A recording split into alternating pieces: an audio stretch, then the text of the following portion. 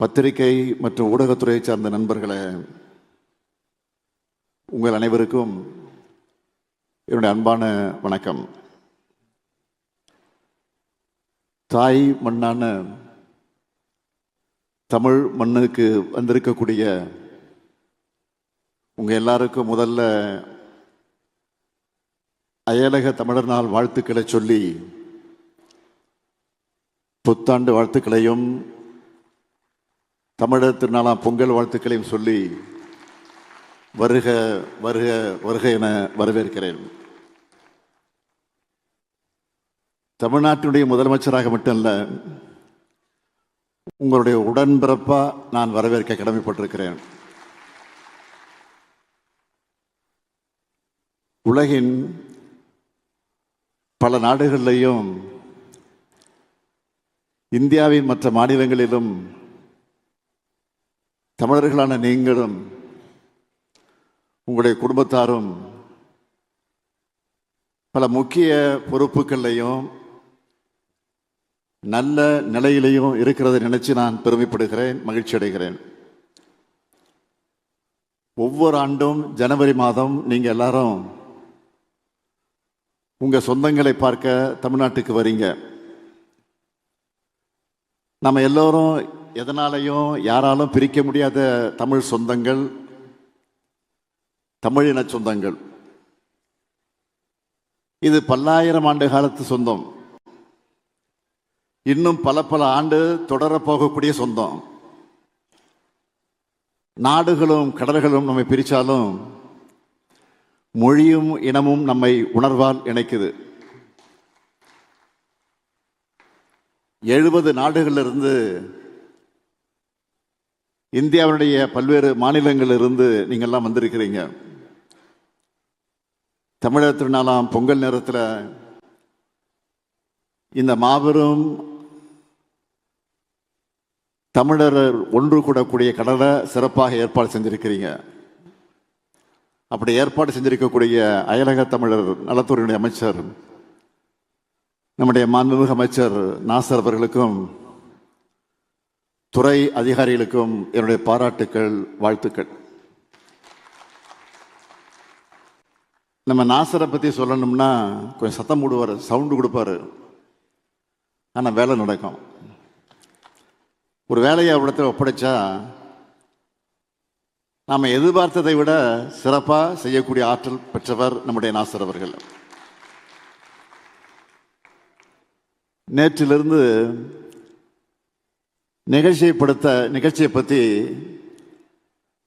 நீங்கள் கொடுத்த பேட்டியை பார்த்தப்போ நாசர் தன்னுடைய பணியை சிறப்பாக செஞ்சு ப்ரூவ் பண்ணியிருக்கிறார்.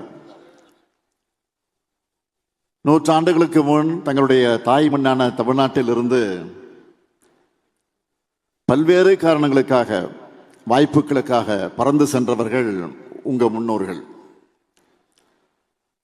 அவங்கள வாழ்க்கையை தேடி போனவங்கன்னு சொல்றதை விட அந்தந்த நாடுகளை வளப்படுத்த போனவங்கன்னு சொல்றது தான் பொருத்தமா இருக்கும். தாங்களும் வளர்ந்து தங்களுடைய உழைப்பால் அந்த நாட்டையும் வளப்படுத்தி இருக்காங்க. அதுக்காக சிறந்த சான்று தான் நீங்க தான். வெளிநாட்டில் வாழ்ந்தாலும் தமிழ்நாட்டை மறக்காதவங்க நீங்க இருக்கீங்க. அதனால தான் தமிழ்நாட்டில் வாழக்கூடிய தமிழர்களுக்கு நன்மை செய்கிறது போலவே அயல்நாட்டு தமிழர்களுக்கும் சகோதரனாக இருந்து நம்ம திராவிட மாடல் அரசு செயல்பட்டு வருது. உங்களுக்காகவே அயலக தமிழ்நலன் மற்றும் மறுவாழ்வுத்துறையை ஓய்வில்லாமல் உழைச்சிக்கிட்டு இருக்கு. வேற நாட்டில் செட்டில் இருக்கக்கூடிய சிட்டிசனாக இருந்தாலும் சரி, அயலகத்தில் உழைக்கிற தமிழ்நாட்டு தமிழராக இருந்தாலும் நீங்க எந்த குறையும் இல்லாம பலமா வாழணும்னு செயல்பட்டுக்கிட்டு இருக்கோம். நம்ம திராவிட மாடல் அரசு அமைந்த பிறகு அயலக தமிழர் நலவாரியம்னு 15 உறுப்பினர்களை கொண்டு ஒரு குழு அமைச்சோம். ஜனவரி 12 அயலக தமிழ் நாளாக கொண்டாடிக்கிட்டு இருக்கோம். தமிழால் இணைவோம், உலகெங்கும் தமிழ், தமிழ் வெல்லும்னு கருத்தரங்குகள் நடத்தப்பட்டிருக்கு. தமிழ்நாட்டில் 105 முகாம்களில் வாழக்கூடிய இலங்கை தமிழர்களுக்காக 7469 வீடுகள் கட்டித்தர திட்டமிடப்பட்டு படிப்படியாக கட்டி கொடுத்துக்கிட்டு இருக்கோம். வெளிநாடு வாழ் தமிழர்களுக்காக கட்டணமில்லா உதவி மையம் தொடங்கப்பட்டிருக்கு. தமிழ் வேர்களை தேடி பயணம் மூலமாக உங்களை எல்லாம் தமிழ்நாட்டுக்கு அழைச்சிட்டு வரோம்.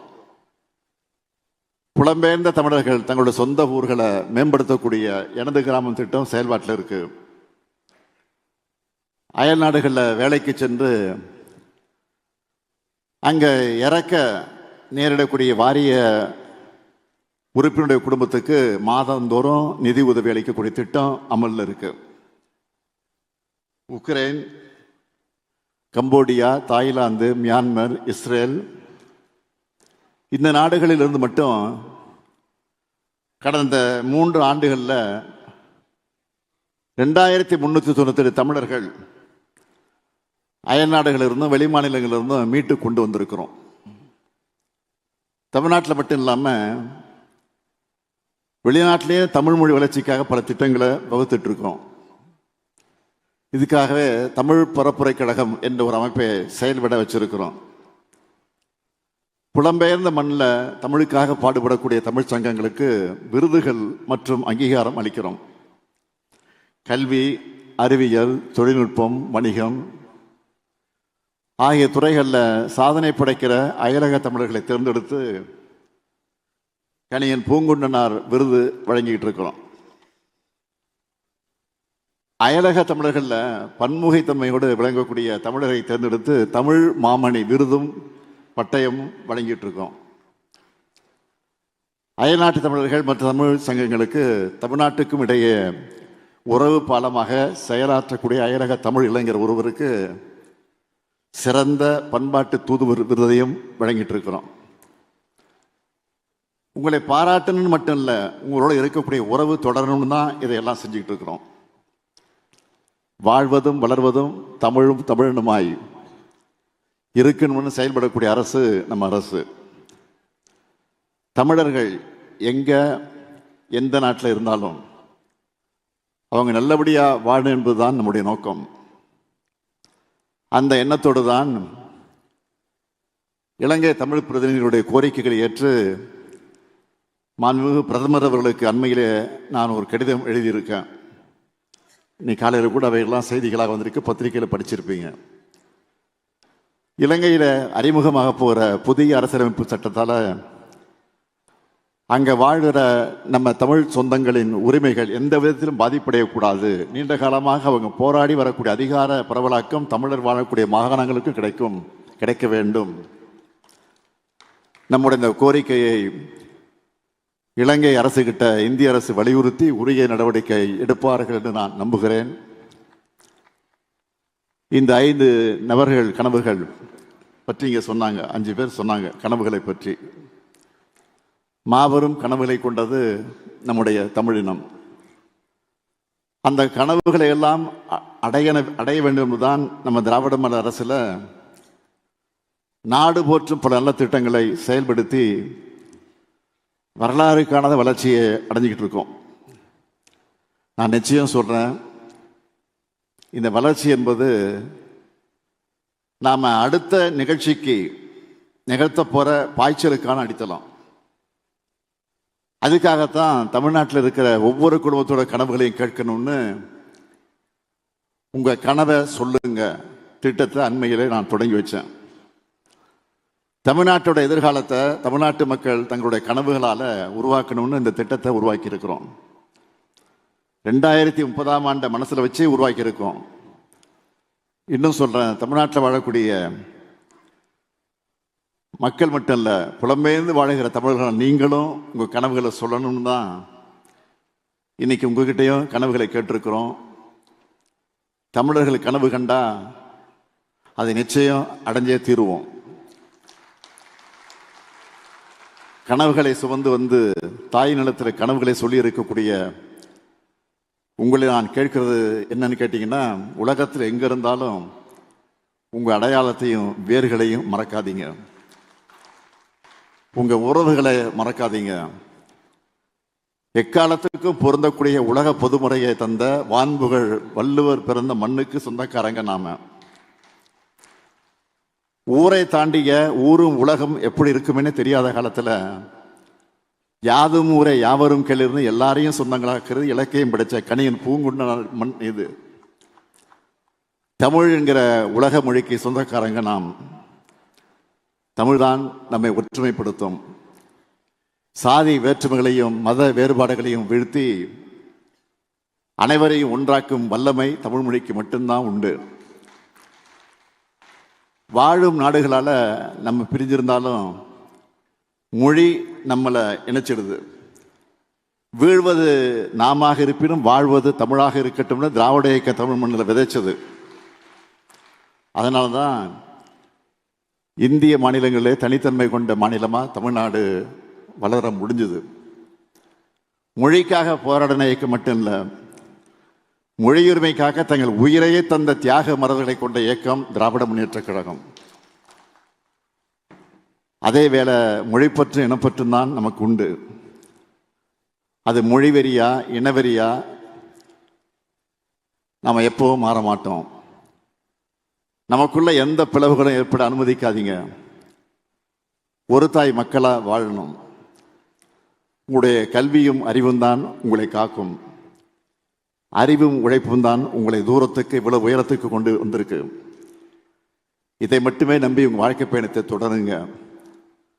நம்ம இலக்கியத்தை வச்சு தமிழர்களின் பழம்பெருமையை நான் பேசினப்போ கற்பனைவாதிகள் சில கிண்டல் பண்ணாங்க. இன்னும் சிலர் இனவாதிகள்னு நம்மளை பழிச்சாங்க. இலக்கியத்தில் இருப்பதெல்லாம் வரலாறாகாதுன்னு சொன்னாங்க. ஆனால் தமிழ் நிலம் தமிழ்நாடு குறித்து நம்ம இதுவரை சொல்லி வந்ததெல்லாம் புனைகளோ அரசியலுக்காக சொன்னதோ இல்லைன்னு இப்போ நிரூபிச்சிட்டோமா இல்லையா? வரலாற்று ஆதாரங்களை தேடி எடுத்து ஆய்வுக்கு உட்படுத்தி உலக அறிஞர்களையே ஏற்றுக்க வச்சோமா இல்லையா? நம்ம திராவிட மாநில அரசு இந்த வரலாற்று கடமையை செஞ்சு காட்டி இருக்கிறதா இல்லையா?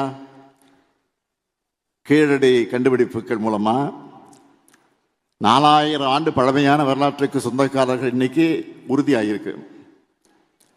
கீழடியில நெல்மணிகள் பயிரிடப்பட்டதற்கான சான்றுகள் கிடைச்சிருக்கு. அந்த காலத்திலே கல்வி பெற்றவர்களாக தமிழர்கள் இருந்திருக்கிறோம். சிவகலை வாழ்விட பகுதியில் சேகரிக்கப்பட்ட மண் மாதிரிகளை ஆய்வு செஞ்சதுல அங்க நீர் செல்லும் செங்கல் வடிகால நன்னீர் சென்றிருக்கு.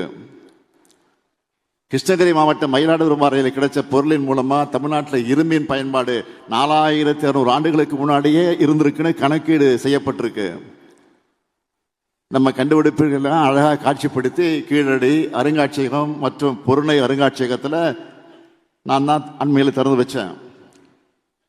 நீங்கள் எல்லாரும் அங்கே போய் கட்டாயம் பார்க்கணும், பார்வையிடணும். சிந்துவெளி எழுத்துக்கள்ல 100 ஆண்டுகளா புதைந்திருக்கக்கூடிய புதிருக்கு விடை கண்டுபிடிச்சா 8.5 கோடி ரூபாய் பரிசுன்னு நானே அறிவிச்சிருக்கிறேன். தமிழ்நாடு அரசோட தொல்லியல் துறை சார்பில் சிந்துவெளி பண்பாடு கண்டுபிடிப்பு 100ஆண்டு நிறைவு பன்னாட்டு கருத்தரங்கத்தை நடத்தி இருக்கிறோம். சிந்துவெளி நாகரிகத்தை உலகுக்கு அறிவிச்ச சர் ஜான் மார்ஷல் அவர்களுக்கு சிலை அமைச்சிருக்கிறோம். ஆண்டுக்கு 5 கோடி ரூபாய் நிதி ஒதுக்கப்பட்டு நாட்டிலேயே அதிக அளவு தொல்லியல் அழகாவில் நடைபெற்ற ஒரு மாநிலமாக தமிழ்நாடு இன்றைக்கு திகழ்ந்து கொண்டிருக்கிறது. தமிழ் பண்பாட்டை தொன்மையை உலகறிய செய்ய உழைக்கிற அறிஞர்களுக்கு ஆண்டுதோறும் விருதுகள் வழங்கப்படும் அறிவிச்சிருக்கிறோம். இதனால தான் இது ஒரு கட்சியின் அரசு அல்ல, இனத்தின் அரசுன்னு நான் தலை நிமிர்ந்து சொல்றேன். 2 நாட்களுக்கு முன்னால கூட குரல் வார விழா நிகழ்ச்சிகள் தமிழ்நாடு முழுக்க நடைபெற இருக்குன்னு நான் அறிவிச்சிருக்கிறேன். வள்ளுவரை கொண்டாடுறதுல நம்மளை அடிச்சுக்க யாரு இருக்காங்க? மொழி சிதைஞ்சா இனம் சிதையும், இனம் சிதைஞ்சா நம்ம பண்பாடு சிதைஞ்சிடும், பண்பாடு சிதைஞ்சா நம்ம அடையாளம் போயிடும், அடையாளம் போயிட்டா தமிழர்னு சொல்லிக்கிற தகுதியை இழந்துடுவோம். நீங்க எங்க வாழ்ந்தாலும் ஒற்றுமையா வாழுங்க, அந்த நாட்டின் வளர்ச்சிக்காக பாடுபடுங்க. அதே வேளையை தமிழ்நாட்டுக்கு அடிக்கடி வாங்க, அங்க உள்ளவர்களுக்கு தமிழ்நாட்டின் பெருமைகளை எடுத்து சொல்லுங்க. உங்க சகோதரனா இந்த முத்துவேல் கருணாநிதி ஸ்டாலின் தான் தமிழ்நாட்டில் முதலமைச்சராக இருக்கான்னு மறந்துடாதீங்க. நமக்காக தமிழ்நாட்டில் ஒரு சகோதரன் இருக்கான், தமிழ்நாட்டில் இருக்கான்னு நம்பிக்கையோடு வாழுங்க. அனைவருக்கும் பொங்கல் மற்றும் தமிழகத்து நல்வாழ்த்துக்களை தெரிவித்து இந்த அளவில் என்னுடைய உரையை நிறைவு செய்கிறேன். நன்றி, வணக்கம்.